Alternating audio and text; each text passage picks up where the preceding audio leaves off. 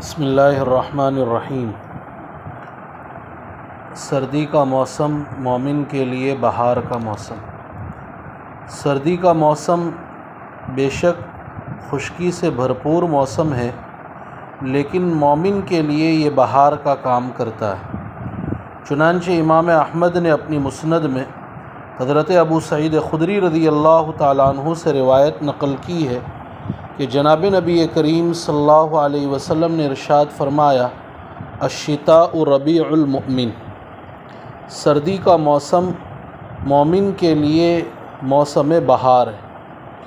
اور بیہقی نے اس روایت میں اضافہ نقل کیا ہے، قصور نہارہ فصام وطال لیلہ فقام، اس موسم کے دن چھوٹے ہوتے ہیں تو مومن ان میں روزہ رکھتا ہے، اور راتیں لمبی ہوتی ہیں تو مومن ان میں قیام کرتا ہے۔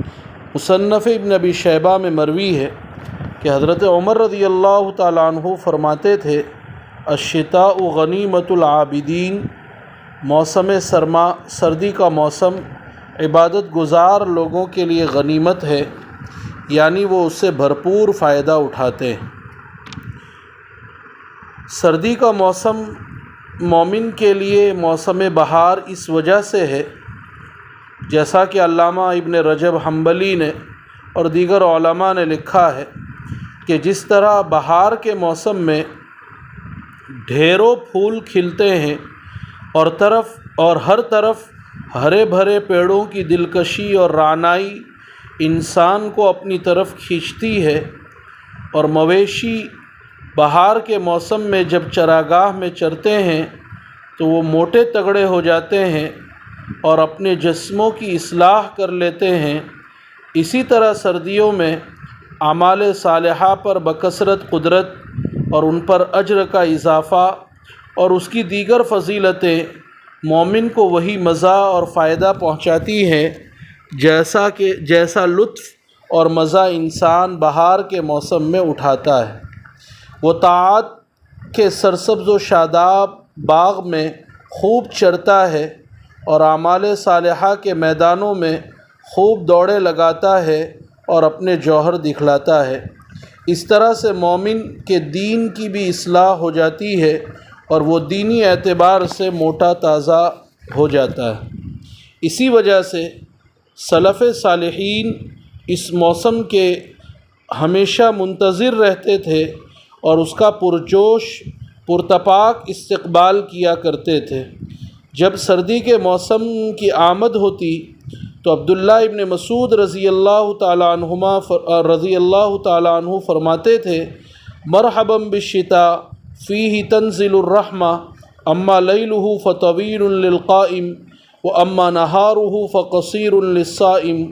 ترجمہ، موسم سرما کی آمد مبارک ہو، اس کا آنا مبارک ہو، اس میں برکتیں نازل ہوتی ہیں، رحمتیں نازل ہوتی ہیں، رات لمبی ہوتی ہے تاکہ قیام کرنے والے مناجات سے لطف اندوز ہو سکیں، اور دن چھوٹا ہوتا ہے تاکہ روزہ رکھنے والے بآسانی روزہ رکھ سکیں۔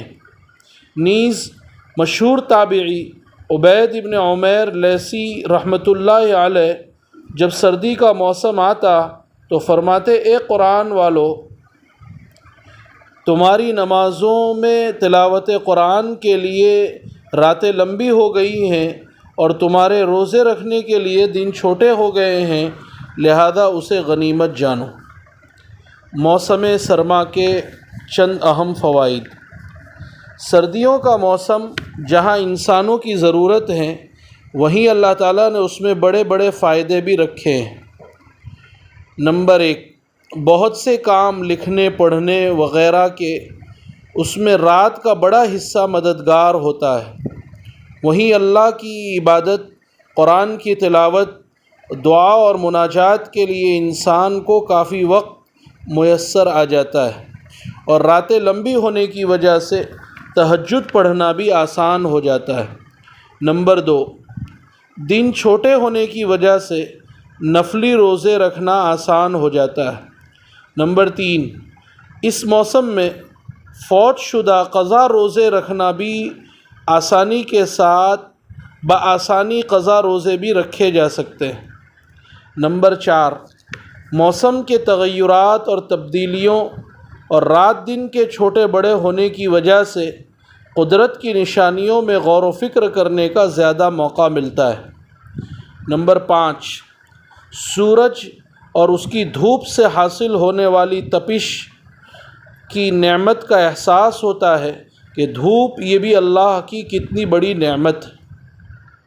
نمبر 6، ٹھنڈک کی وجہ سے وضو اور غسل وغیرہ میں جو مشقت ہوتی ہے اس کی وجہ سے اجر و ثواب بڑھ جاتا ہے۔